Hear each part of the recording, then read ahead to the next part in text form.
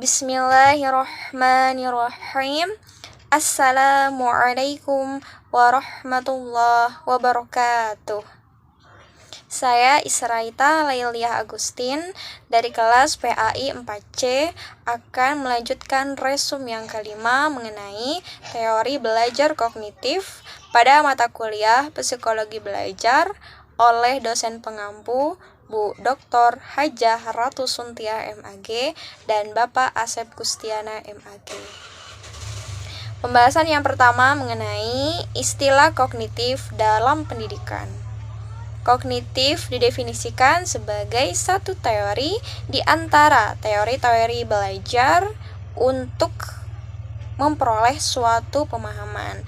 Nah, arti dari kognitif ini adalah pengetahuan atau perolehan.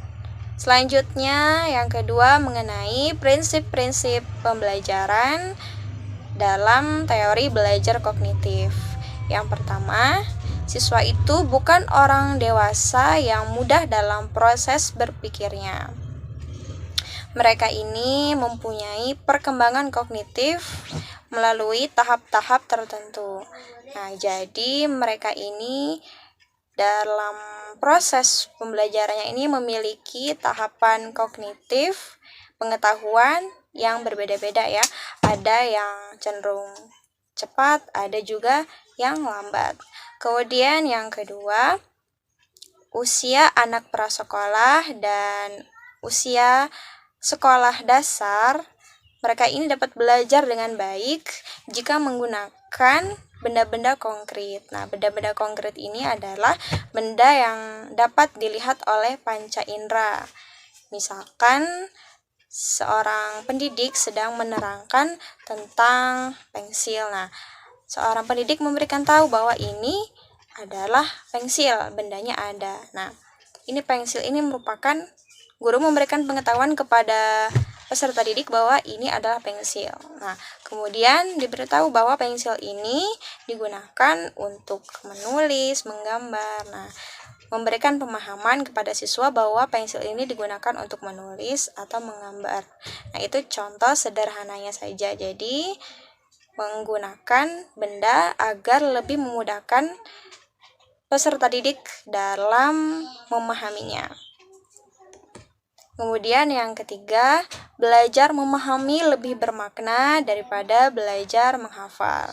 Nah, dalam teori belajar kognitif ini lebih menekankan peserta didik untuk memahami daripada menghafal.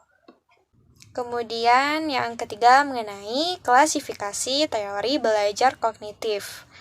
Hakikat belajar menurut teori kognitif dijelaskan sebagai suatu aktivitas belajar yang berkaitan dengan penataan informasi, reorganisasi perseptual, dan proses internal. Nah, maksud dari penataan informasi yaitu proses atau cara peserta didik dalam mendapatkan informasi, yaitu mendapatkan pengetahuan-pengetahuan yang ada. Kemudian reorganisasi itu memiliki arti penyusunan, sedangkan perseptual adalah kemampuan dalam memahami. Dan proses internal yaitu proses yang ada dalam diri peserta didik masing-masing dalam pengetahuannya dan dalam pemahamannya. Kemudian yang keempat, kelebihan teori belajar kognitif dalam pembelajaran.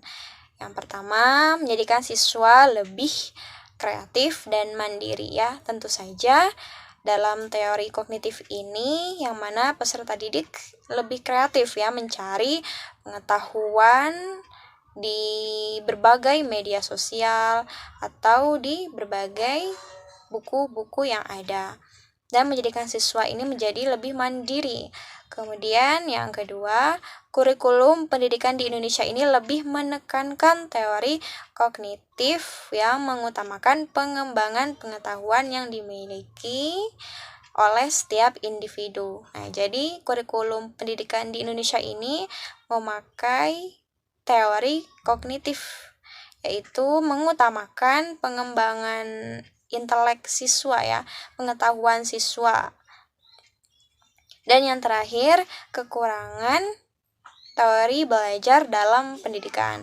Yang pertama, teorinya ini tidak menyeluruh untuk semua tingkat pendidikan. Nah, jadi cenderung teori kognitif ini cocoknya misalkan untuk sekolah dasar misalkan ya. Kemudian kekurangan teori belajar kognitif yang terakhir, teori kognitif ini lebih menekankan pada kemampuan ingatan peserta didik. Nah, jadi dalam teori kognitif ini lebih menekankan pengetahuan yang dimiliki oleh peserta didik. Sekian pembahasan dari materi yang kelima mengenai teori belajar kognitif. Terima kasih. Jazakumullah khairan. Wassalamualaikum warahmatullahi wabarakatuh.